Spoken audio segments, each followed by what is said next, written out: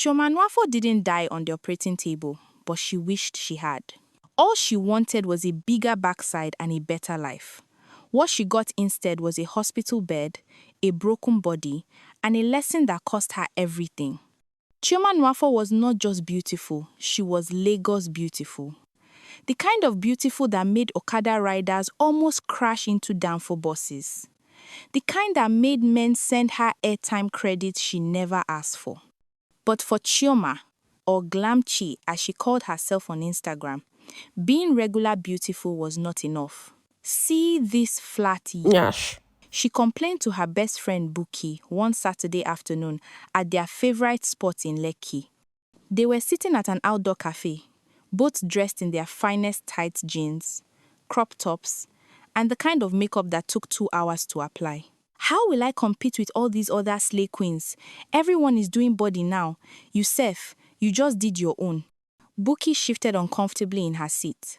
She had indeed gotten a BBL 3 months ago, and her new figure had changed everything. Her Instagram followers had jumped from 15,000 to 89,000. Brands were sending her free products. Men were sending her money just to say hello.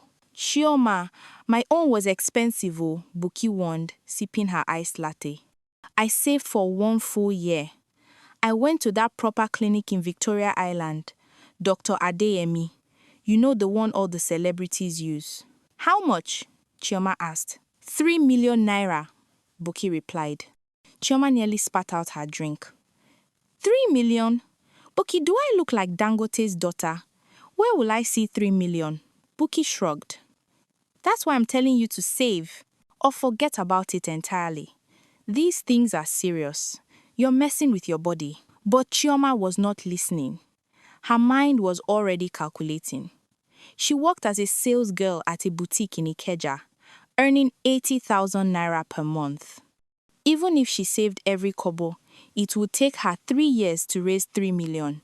By then, the BBL trend might have passed and everyone would be doing something else. No, she needed a faster solution.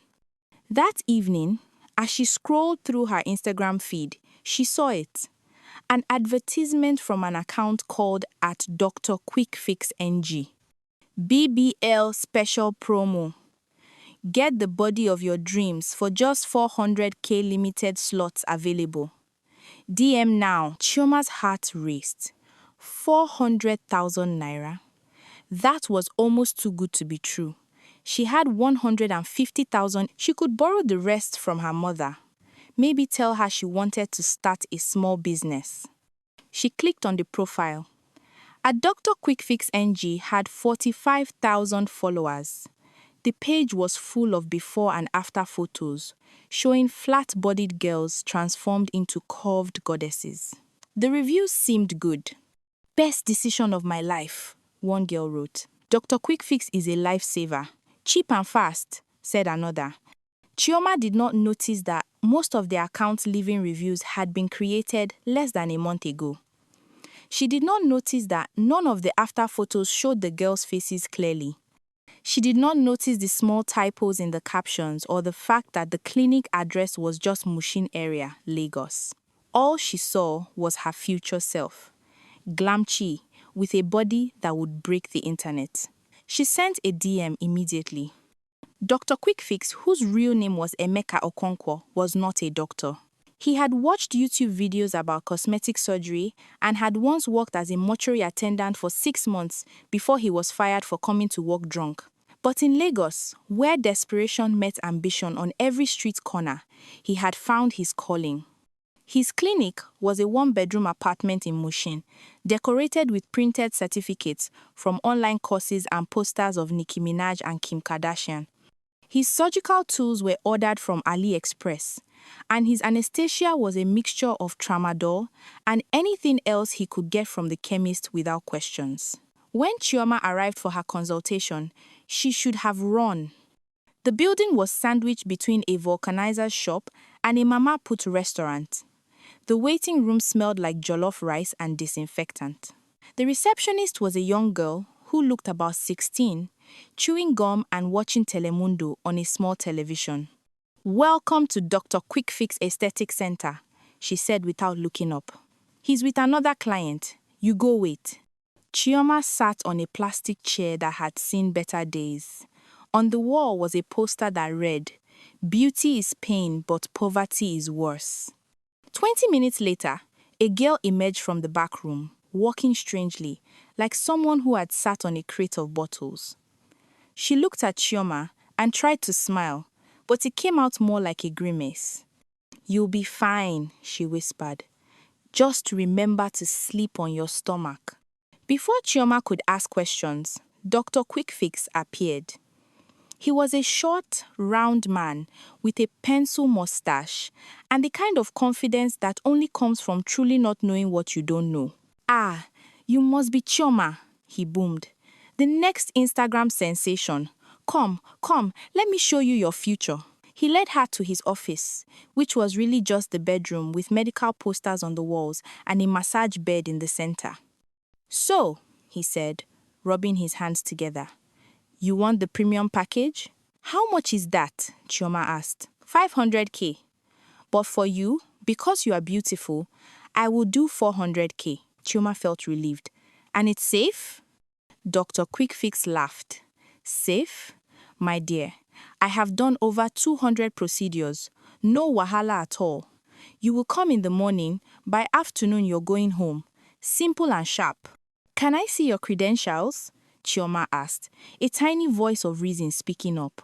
Dr. Quickfix's eye twitched. "Credentials? You young girls of nowadays, always asking questions. Do you think those big clinics in VI that collect 3 million have better credentials than me? They are the same people I trained." This was, of course, a complete lie. "Look," he continued, pulling out a photo album. "See all these girls I've done. All of them are happy. Some are even married now because their bodies attracted rich men." The photos were blurry printouts, but Chioma convinced herself they looked legitimate. "Okay," she said. "When can we do it?" "Next Saturday," Dr. Quickfix said. "Bring cash, and don't eat anything from Friday night. Just drink water." As Chioma left the building, a woman selling fruits outside caught her arm. "My daughter," the woman said in Yoruba, "I don't see many girls enter that place. Some come out fine. Some," she shook her head, "just think well." Chioma pulled her arm free. "Mind your business, ma." But that night, she could not sleep well. The next morning, Chioma told her mother she needed 250,000 naira for a new business venture, importing hair from China. Her mother, a widow who had sacrificed everything for her children, withdrew her savings and handed over the money with tears of pride. "Make me proud, my daughter," she said. "This business will change your life." Chioma felt a stab of guilt but pushed it down. She would pay her mother back double once she became Instagram famous and brands started paying her. On Saturday morning, Buki called her on the phone. "Chioma, where are you going? Let me come with you." "No need," Chioma said quickly. "It's just a small procedure. I'll be fine. At least send me the address," Buki requested. "I'll send it later. My battery is dying." Another lie. At Dr. Quickfix's clinic, there were 3 other girls waiting. They all looked nervous, clutching their handbags, probably filled with the cash they had borrowed, stolen, or saved from their small jobs. One by one, they were called in. Chioma was third. When it was her turn, Dr. Quickfix was wearing a white coat that had a stain near the collar. His assistant, a young man who introduced himself as Nurse Chidi, but who had actually been a barber last month, helped Chioma onto the massage bed. "Relax," Dr. Quickfix said. "I will give you injection to sleep small. When you wake up, you will be a queen." He held up a syringe. That was the last thing Chioma remembered clearly. What Dr. Quickfix called a BBL was actually an injection of an illegal substance into Chioma's buttocks, a mixture of industrial-grade silicone, cooking oil, and cement, yes, that he had bought from a supplier in Cotonou. The procedure, if you could call it that, took 40 minutes. When Chioma woke up, she was in pain. Not the regular pain of surgery, but a deep burning sensation that made her want to scream. When Nneoma told Dr. Quick Fix, he assured her that it was normal. First week is always painful. Take these antibiotics and painkillers. Drink water. Sleep on your stomach. You'll be fine, he said. He handed her a black plastic bag with random pills inside. And remember, he added, don't go to any hospital or tell anyone where you did this. If you get any problem, call me. But you won't get problem. I am professional. Nneoma was too groggy to argue. Nurse Chidi helped her to a taxi and told the driver to take her home. For the first 3 days, Nneoma stayed in bed, telling everyone she had malaria. Her buttocks were swollen to twice their normal size, wrapped in bandages that smelled strange. She took the pills doctor Quick Fix gave her and prayed for the pain to stop. On the 4th day, she looked in the mirror. Her new body was wrong. Instead of the smooth, round, Instagram-worthy curves she had imagined, her buttocks were lumpy and uneven. The left side was significantly larger than the right. There were hard knots under her skin that felt like stones. Maybe it's just swelling, she whispered to herself. Maybe it will settle. She called Dr. Quick Fix. It's normal, he shouted over loud music in the background. He was at a club, celebrating another successful week of scamming desperate girls. Just massage it. It will soften. Give it 2 weeks. But 2 weeks later, things got worse. The skin on her buttocks started changing colors, red, then purple, then a sickly yellow. The lumps got bigger. And the smell, oh God, the smell. Nneoma knew something was terribly wrong. She called Buki. Where did you do the procedure? Buki asked immediately. Nneoma started crying. Some clinic in Mushin. It was cheap. There was a long silence. Nneoma, Buki said slowly, go to the hospital. Now. But Dr. Quickfix said, forget what he said. Nneoma, your life is more important than his instructions. Go to the hospital now. At Lagos University Teaching Hospital, the doctor who examined Nneoma could not hide his shock. Who did this to you? He asked. Nneoma sobbed as she explained everything. The doctor shook his head. This is not a BBL. This is an injection of toxic substances into your body. You have a severe infection. If we don't act now, you could die or lose your legs. Die? Lose her legs? Chioma's world collapsed. She was admitted immediately. They had to perform emergency surgery to remove as much of the illegal substance as possible. But some of it had already spread through her tissue. The doctor said she would need multiple surgeries, and even then, her buttocks would never look normal. The hospital bill was 1.2 million naira. Chioma's mother sold her small provision shop to pay for it. When she found out what her daughter had really done with the money, she cried for 3 days. I gave you money to build a future, she wept, and you used it to destroy yourself. The story spread through their neighborhood like wildfire. People whispered when Nneoma passed. Children pointed. One old woman said loudly enough for everyone to hear, this is what happens when you love Instagram more than common sense. While Nneoma was in the hospital, Buki did something brave.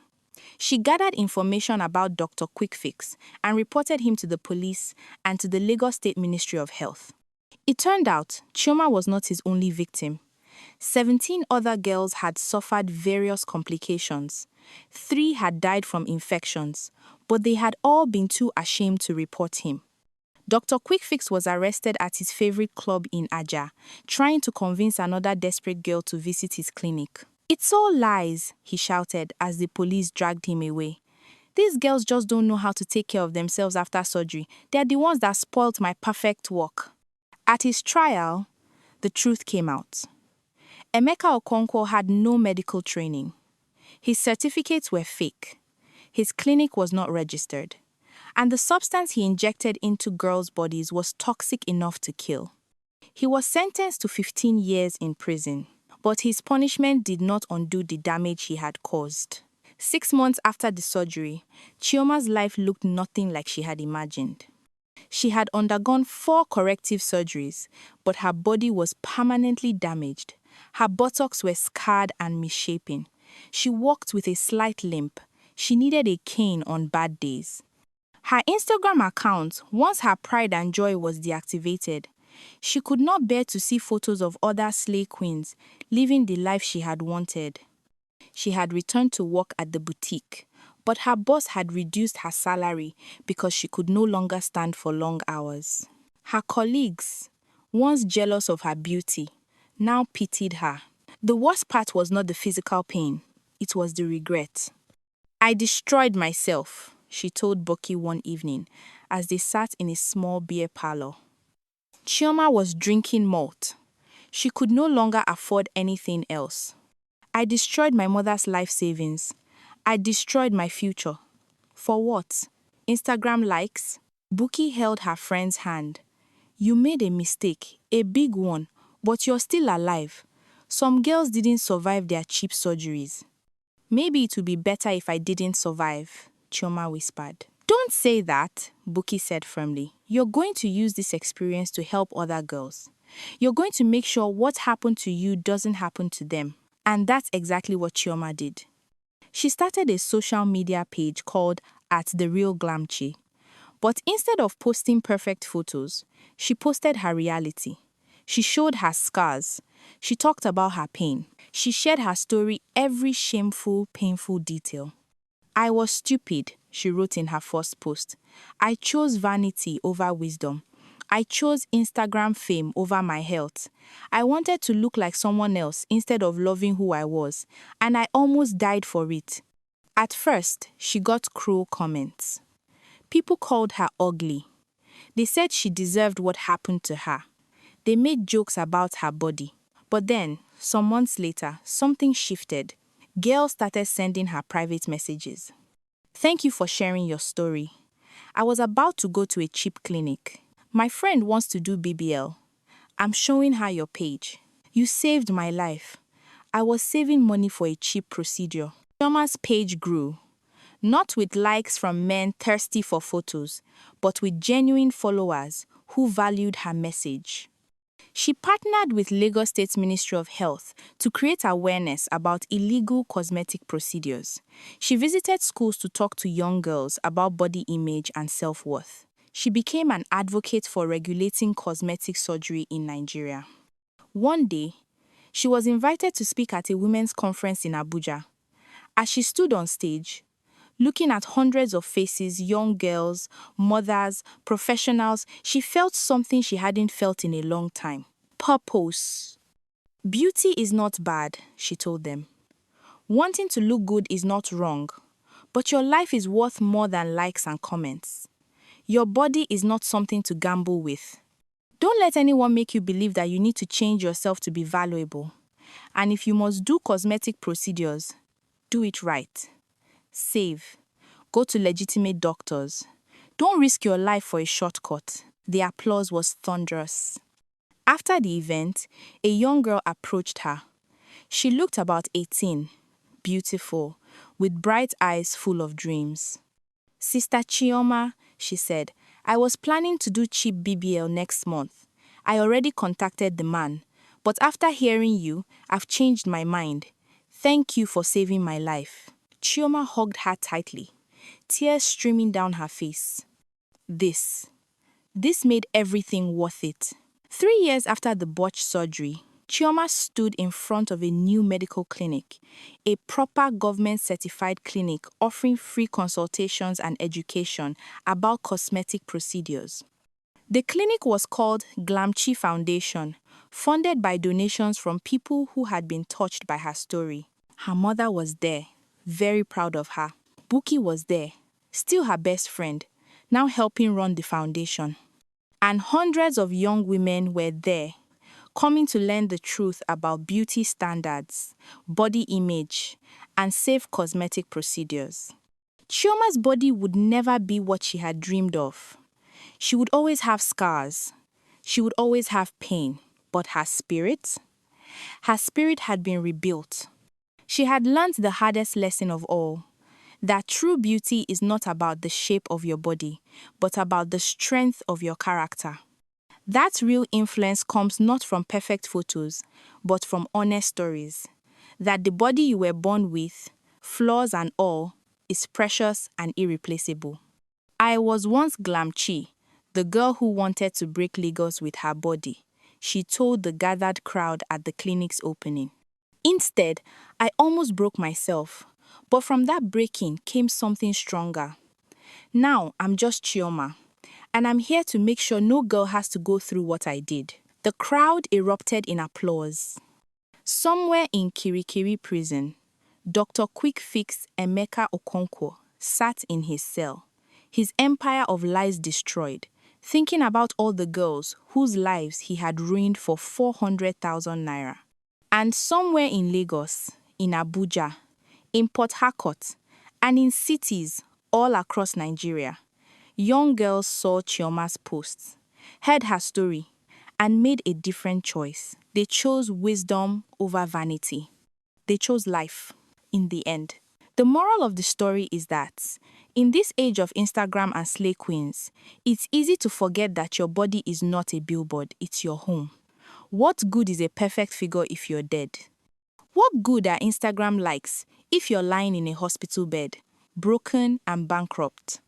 Beauty is wonderful, but not at the cost of your health, your life, or your family's happiness.